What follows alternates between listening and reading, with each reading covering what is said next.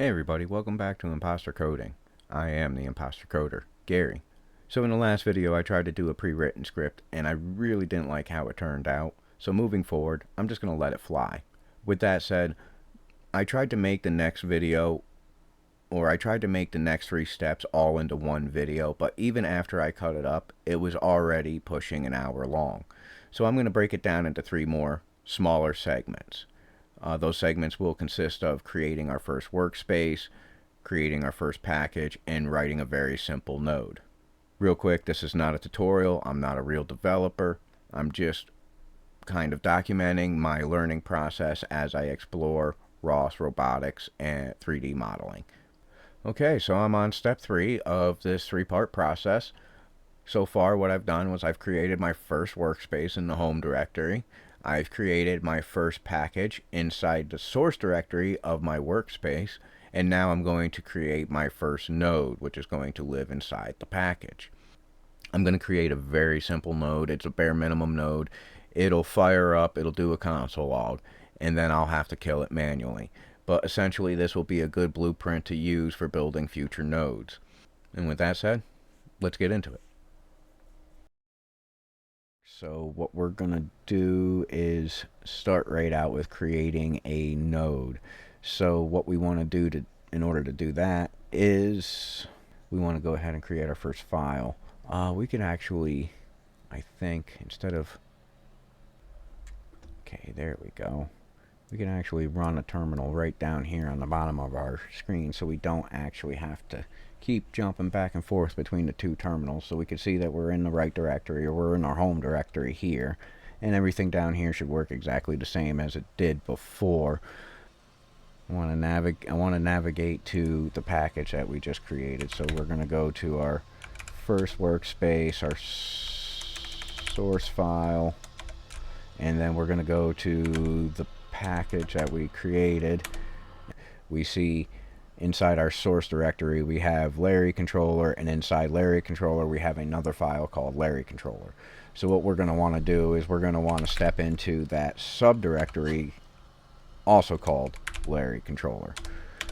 And then in here is where we're going to create our node. This is where all our nodes are going to live. So what we can do is we can touch and then give it a node name. I'm not great with node names. I'm just going to give it something pretty generic. But let's just say monitor status .py. We're going to give it the extension of .py because it is going to be a Python file. So touch monitor status .py. And that's good enough. We'll go ahead and next step we're going to do is make this an executable file. And the command that we use is going to be chmod plus x, and then the name of the file that we want to do, which is going to be monitor status.py. So that's going to be our game plan there. So now we have, if we come over here and look inside our source, Larry controller, we have our new file, monitor status.py, and it's an executable file. So this is where we really get to start writing code. I'm going to go ahead and just get back to my workspace just in case. Okay, so we're going to start out with just writing a very, very basic node. It's not going to really do anything except for basically fire up and do a simple log command, I guess, a simple log, console log. So it's I guess when we're working with ROS, we want to make sure that we start our files kind of on a basic blueprint. So there is kind of like a base template node, or however you want to look at it, to go by, but essentially it's going to go like this. We're going to, what are they?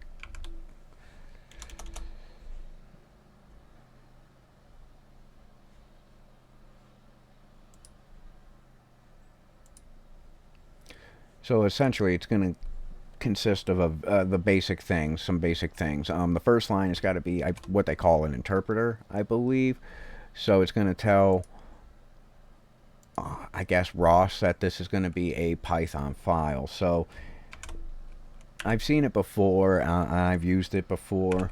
I'm not 100% sure what it is, but like I said, I've been told that it's, I believe, an interpreter file, and it gives the program the, I guess you could say, the path or the source to find Python, so it knows how, so it can source Python in order to be able to run the Python code that makes up this file. So if you were to navigate into your user bin env, that's where you should find your Python and whatever version of Python you're using. I'm still on Python 3. Depending how long in the future this might be, we might be with the Python 4.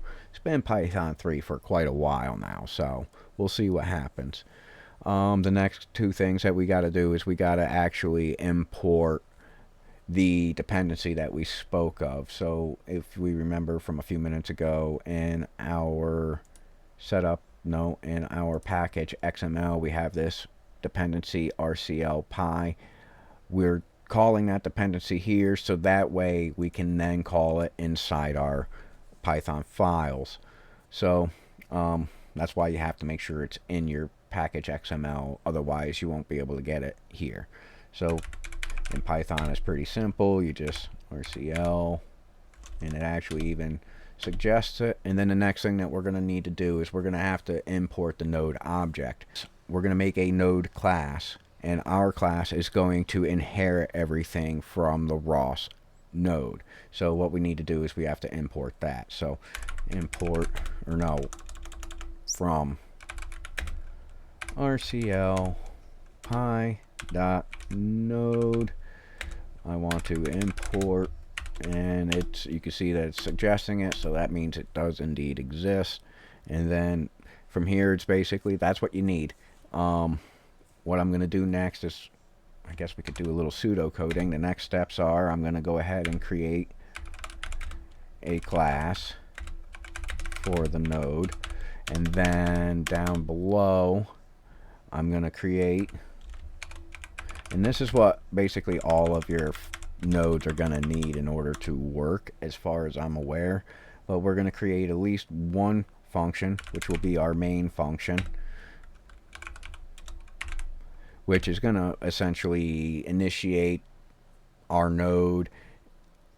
Yeah, essentially initiate our node and then fire up the node, get it spinning, so that way it could do whatever it has to do, perform its tasks, and then when it's done with that, shut down the node. Maybe after seeing it, it might make a little bit more sense, but when you start seeing it in action, that's when it's really going to make more sense. So we're going to create a main function to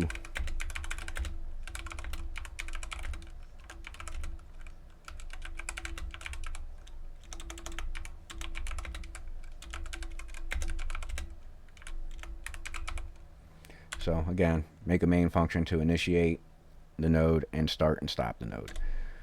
And then after that, just by convention, what you're going to do, I forget what they call it, but you're going to more or less, you check if the dunder name is equal to dunder main, more or less saying if this file is itself, then we're going to call the main function.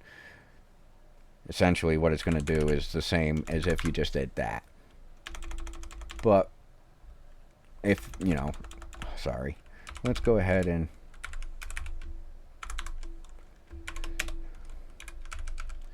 so essentially down here what it would be doing is just calling the main function as such. But it's different. So I forget what they call it, but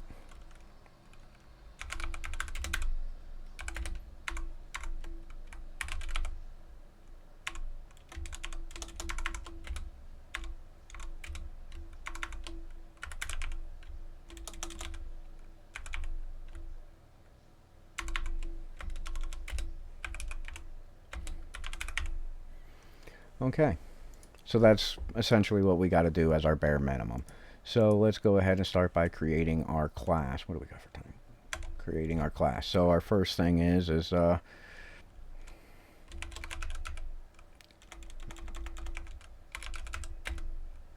So by convention, what you're going to essentially name, I think by convention what you want your name to be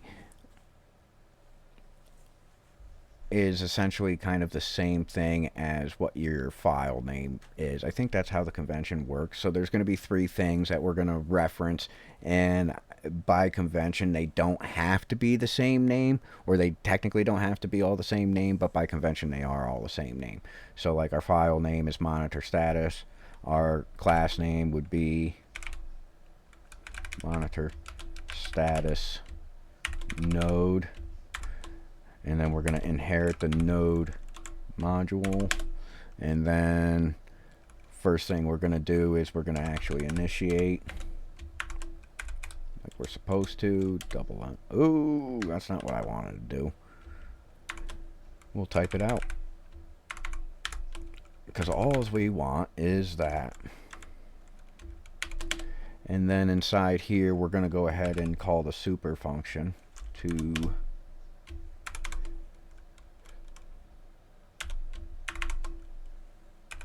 this.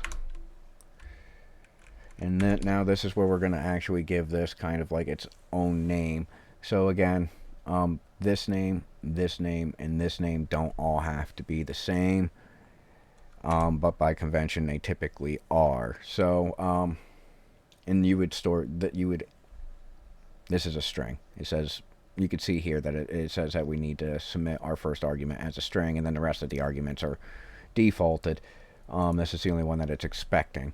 So again, it's just a name to reference this node by. Later on you'll see how we reference, or where we reference it, but essentially keep them all the same. This one we don't have to include the node aspect, it can just be monitor status, so that's what we'll do.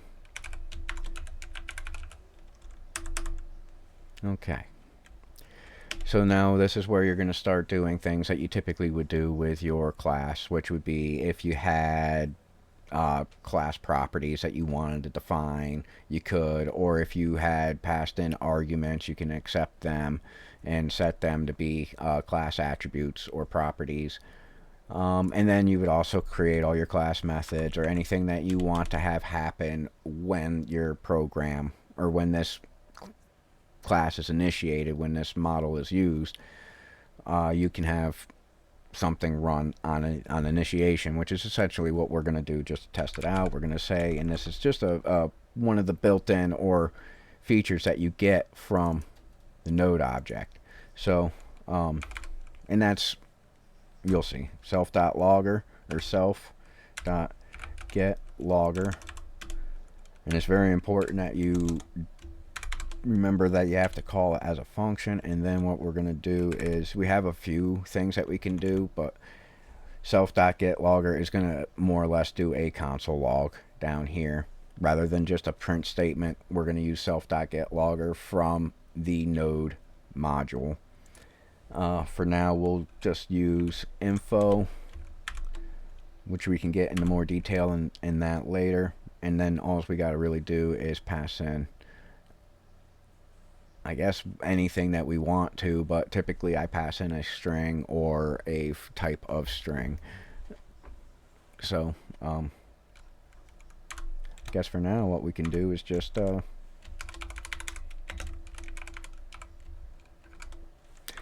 alright, so now that we've got our class made, again, all we did was name our class, initiate the class, give it a name that we can reference later when we're adding this to our ROS project.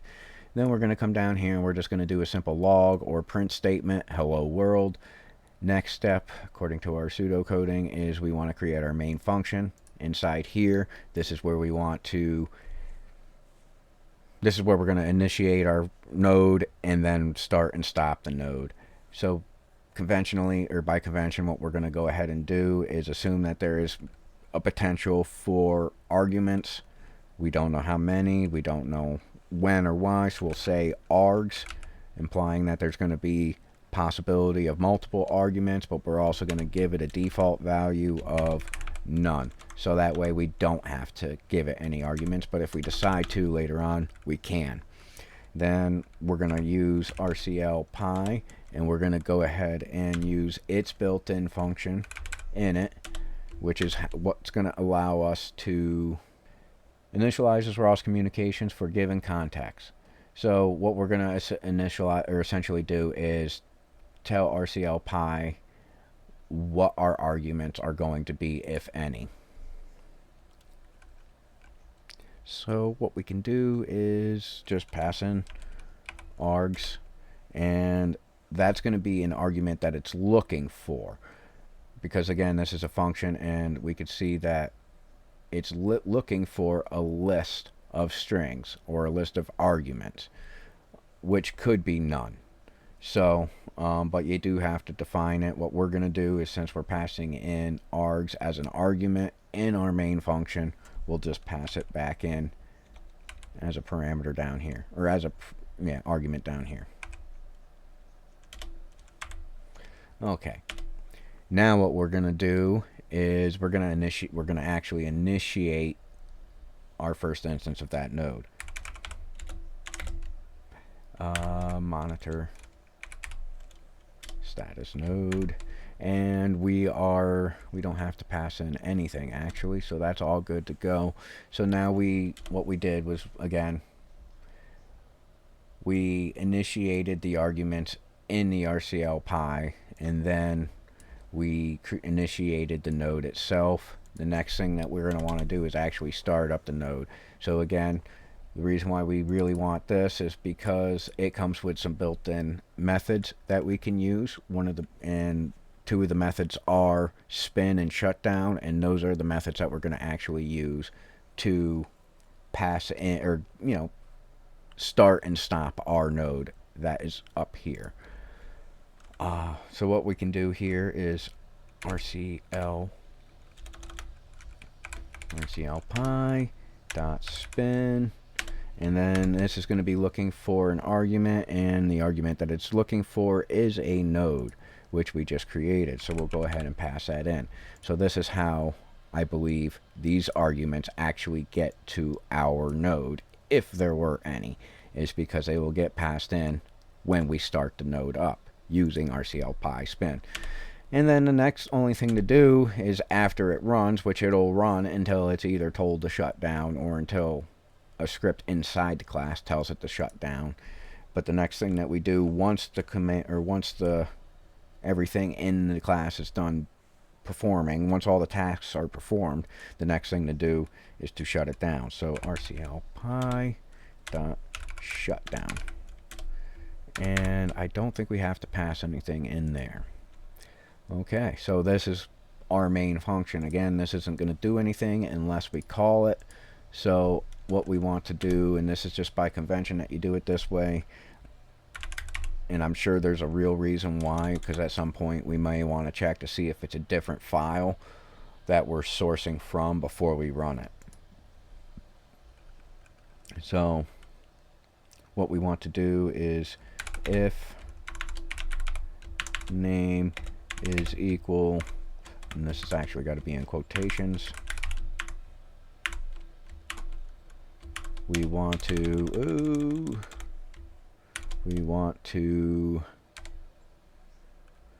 I guess just run main. And I did something wrong down there, had an extra space. Okay, so Python is very, very particular about its white space, so you gotta make sure your spaces are in point.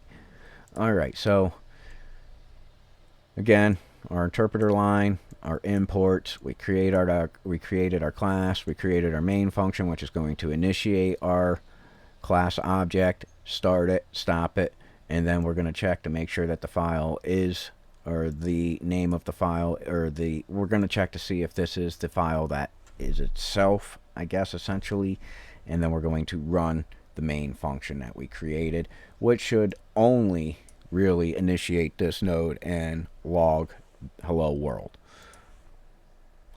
So with that said, I believe our next step is to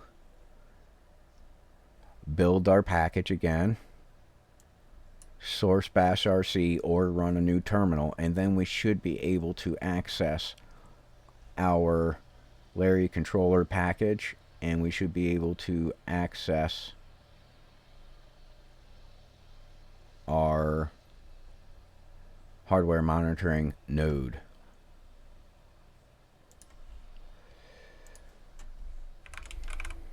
So let's give it a shot and see what happens. Real quick, I just want to double check a few things. Oh wait, no, we've got to actually add this to our entry point before we can do anything. So if we come to our documentation and we scroll down a little bit, if I'm not mistaken, where would it be? Yes, we had come down here, add an entry point. So we've gotten to the point, like you can see they say to add that dependency here. And actually they have it written a little differently than how we do. The way it did it when it did it on its own is just append RCLPy. If it, maybe we'll take this, because I seen earlier that this was different. I'm going to go ahead and replace it with what it says to use.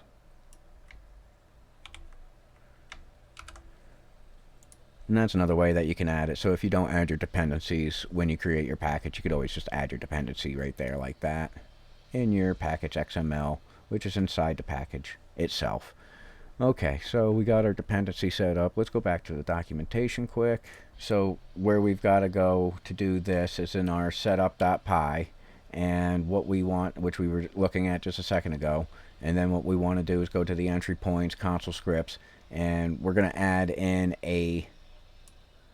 essentially a string, and that string is comprised of, or made up of, a name, which we'll reference later when we're trying to run the node itself. So we'll run this, we'll use this name in the command line when we want to run this node in particular.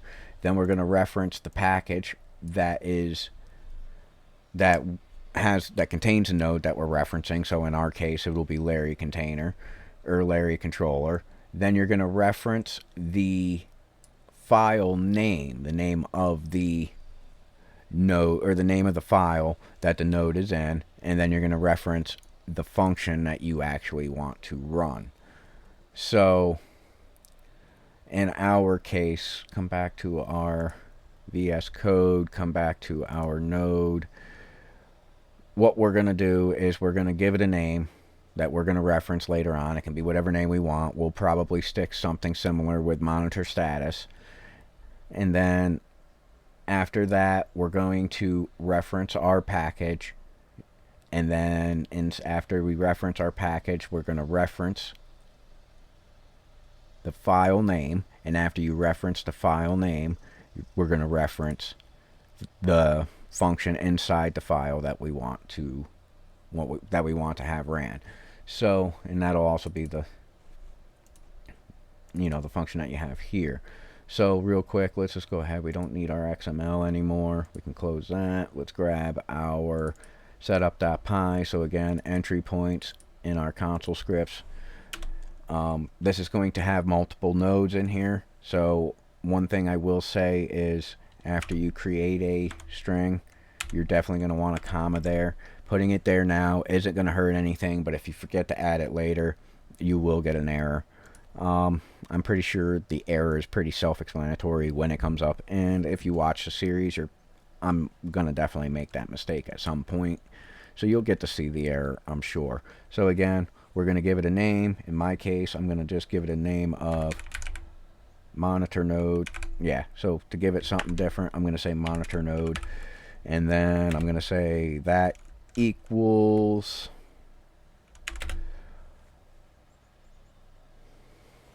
let's refer to our documentation one more time. So we're going to go ahead, and it refers to our package name, our file name, and then the function name. So come back here, we're going to grab our VS Code package name, which was Larry controller dot, and then we're going to reference our file name, monitor status, and then note that we're going to use the colon there I believe, let me double check. So, yes, pi dot file name, and then your function name. Back to our VS Code, which our function name is main in this case, so that stays the same. So essentially this should be our setup. Being as we added a file, we are definitely going to have to rebuild our project. So this is kind of why I navigated back to workspace before. I have done it many times already where I've built inside my source package, and then you have to go through and delete everything. So and by everything I just mean you delete the three directories that it creates when you accidentally build inside your source directory. So we're in our workspace directory. We're going to go ahead and say colon. Actually, we might we'll just say colon build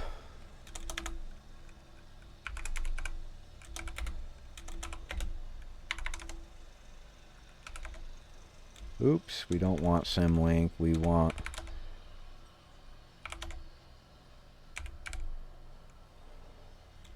want select packages. What we want is package select,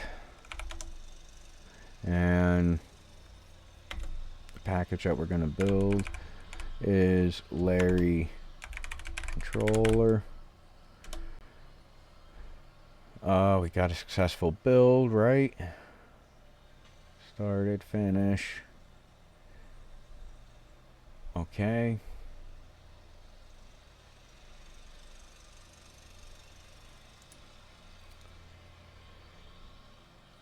So what I'm going to go ahead and, instead of just opening a new terminal, what you can do is you could just source the bash RC file, which is in the home directory. So you could just do source home directory bash RC, and that'll just actually run everything that you have in your initial script, just to play it safe. Now hopefully ROS2 run.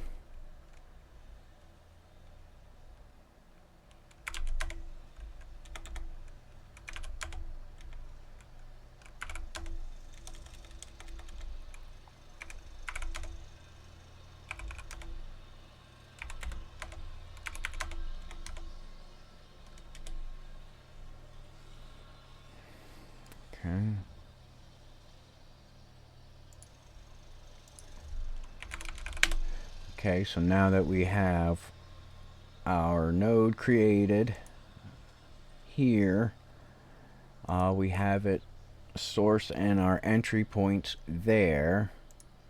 We made sure our dependency for RCL Pi was there, and then the last thing that we really want to double check, I guess, is okay, we did make sure that our local setup is in our source directory. Okay, so we should be good to test this out. With that said, we ran our source script. So if we do ROS2 run Larry, so our package is auto-populating. So now in here we should have access to our, I believe it was monitor node, which we do. And if we run it, we get our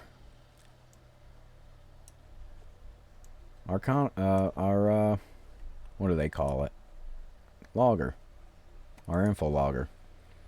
So you can see right here it says info. We'll get into more detail about it later, but there's different types of loggers that you can use, but this is your basic info logger. So that's basically getting our first node created. Okay, so yeah, that's basically it. Now after we get to this point, what we want to do is, you can see that this is still open and we can't actually run any more commands from this terminal. You're gonna have to kill this node, and the way we killed the node is with Control C, which is a keyboard interrupt. It does say that error. I think if you hit Control X, it doesn't say the error, but in the future I found, it may interfere with closing certain things, I believe. So I typically use Control C. I think that's what they say to do in the documentation on the ROS website itself. So that's typically what you want to do. Because again, like I said, if you, I believe, Control X, just, oh, nope, Control X doesn't work. So Control C, that's what you want to do, just stop your node.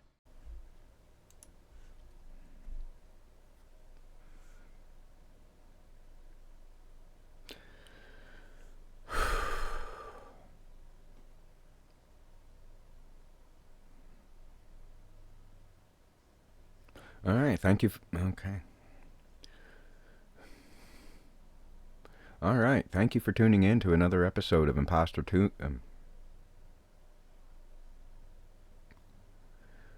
All right, thank you for tuning in to another episode of Imposter Coding. If you liked this video, or if it helped you out, or maybe even if it inspired you to maybe take on some new challenges of your own, please feel free to smash that like button.